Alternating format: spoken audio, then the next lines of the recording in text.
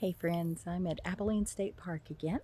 I had to kind of cut my trip a little bit short last time. Sister did do the entire Veterans Suicide Awareness 2 mile ruck with us, but she needed a lot of help. It was her first big adventure since her most recent back surgery, so she needed some extra hands, and that's okay. We all have limitations, we all have challenges, and that was hers. So I didn't get to video while we were on our walk, so I'm going to cover a little bit of that today. But this video, I am giving y'all a little bit of information about what I bring with me, especially if you're a new hiker or new to what you want to do, your adventures. This will get you started on the right foot. I got my information from asking park rangers. What should I bring with me? Where should I go? Every time you go to a state park, take that minute to ask the park rangers that are there at headquarters, what are your favorite trails? What are some of the to-do things that you can't miss out on? Their eyes light up and they love to share information with you. So don't hesitate to ask. Even some of the park attendees, just visitors, ask. They love to share. It's lots of learning. I'm going to give you a quick view of where I'm at here at Abilene State Park. Let's see if this, remember, I'm learning. Let's see if I can get this to turn around. Nope, it didn't turn around, so I'm just going to flip her around. We are at the CCC building. This was built by the Civilian Corps, Civilian Conservation Corps, back in the 20s, 30s, and 40s. That group was put together.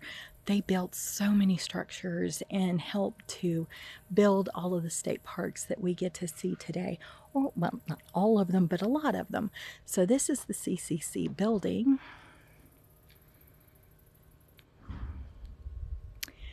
You'll hear some construction going on in the background. Back behind that beautiful building and the dance floor that you see there is a great big swimming pool. It had some damage done, just time, and West Texas is dry. So it had some damages and they're repairing. Hopefully we will see all of the good things come out of this in next year's opening. But for this little session, I'm going to show you my backpack and getting ready to go. In my pack, I have my backpack over here in the front zipper. Because I am diabetic, I do carry a glucometer with me and my glucotabs. If I start feeling little wumpy chunks, I grab that sucker. I also carry a reflective vest. If you ever get caught somewhere, a reflective vest could help you if you get lost. It'll make it easier for them to find you at night.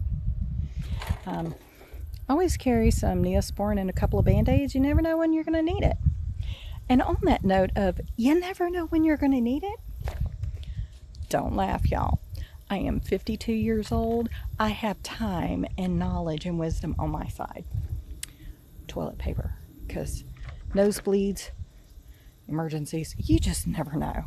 The wrong sneeze can ruin a day. I have a little packet with some doggy bags and more toilet paper, wet wipes. I always carry with me some treats, some sugar, and an omega-3 pack with all kinds of nuts and a couple of little It's got some dark chocolate chips in it, but these are packed with protein, and I always carry something protein related with me just in case I start wearing down a little bit. Carry some sunscreen. And for the love of Pete, if you're in East Texas, make sure you've got your off, because I did find a tick on me after I came back from Lake Tawakoni.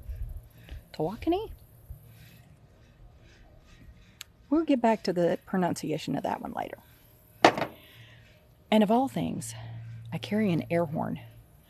There's several state parks that you would not be able to bring a weapon with you, but then there's state parks that allow you to.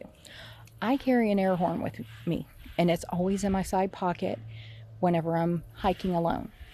If you're hiking alone, make sure that you've got something with you as a form of distraction and to put that call out, hey, I need help. You never know what kind of wildlife you're going to run into. Give that wildlife its distance. This is their home. We're just visiting. Even though West Texas, we really don't have a whole lot of rain, I always carry a poncho because you never know. It's Texas. Give it 5 minutes. The weather will change. If you know, you know. And I carry a garbage bag with me in case I start finding a lot of trash that somebody left behind, or if I run into an emergency. We'll just leave it there. If you know, you know. And I do carry with me a small axe. This has never been used. I've never had to use it. But in case of an emergency, if you run up on a snake or something and it bites into your leg, you never know. I do have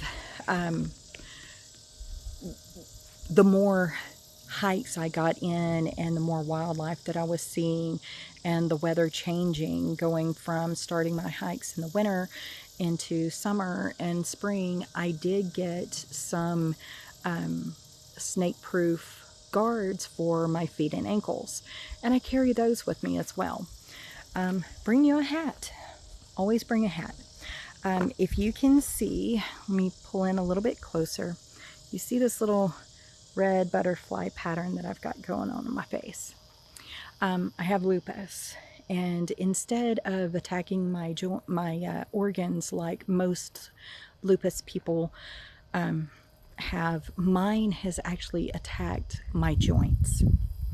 And I'm going to be very transparent with you. I'm going to be very honest with you in my journey. With the chronic pain, the lupus has eaten away at all of my joints. It got to the point where my doctor was saying, okay, Karen, you're looking at a hip replacement. You're looking at both of your knees being replaced.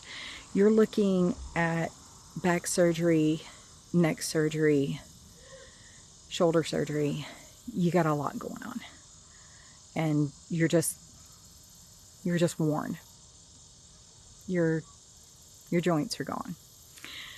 So instead of starting all of those surgeries at 300 pounds, over 300 pounds, I said, you know what? Let me see if my insurance, blessed that they are, will cover a gastric sleeve. I did a gastric sleeve.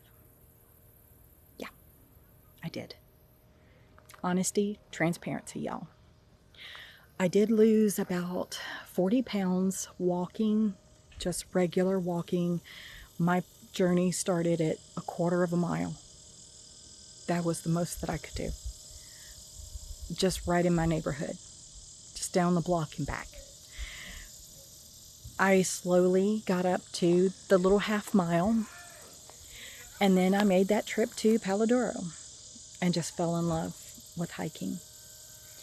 It was the hiking that made that huge change from just losing and plateauing at only 40 pounds lost. It was the hiking and getting out there and doing more that got me to where I am today. If it weren't for the hiking, probably wouldn't have lost more than about 50 pounds. But here I am trucking along at 130. So y'all, it's lots of hard work. It's a lot of pain. Because there have been times where I've had to call it short on a hike. It'll just come out of the blue. And I'll say, I gotta stop. I gotta stop. I also carry with me a small, I actually don't have it with me. It got really dirty and I have it drying. I have it at the house. It's a little foldable, X-shaped foldable chair that I put in my backpack and carry with me. So that if my joints start giving me troubles and I need to take a rest, I can stop if there's not a bench available or if there's not a tree stump or a rock to sit on. I'll just sit on my little chair. So y'all keep in mind what are your limitations. Know your limitations before you go. Okay? That's very, very important for all of us who are starting out new. Look, I didn't get all this floppy, saggy skin from just jumping in there and being Wonder Woman. It started slow. Know your limitations. Know your limitations. Always carry plenty of water with you. I've got a great big old jug with me that's full of ice and water, and I carry a couple of extra bottles of water with me and a couple of Gatorades. I have my fun little walking sticks. You'll see on my walking sticks that I have medallions from all of the state parks that I've been to. And I still have some more to add. Another little treasure that I keep with me, because this is a lot of hard work and I earned it. I have braids on my backpack with lapel pins from all of the state parks that I've been to.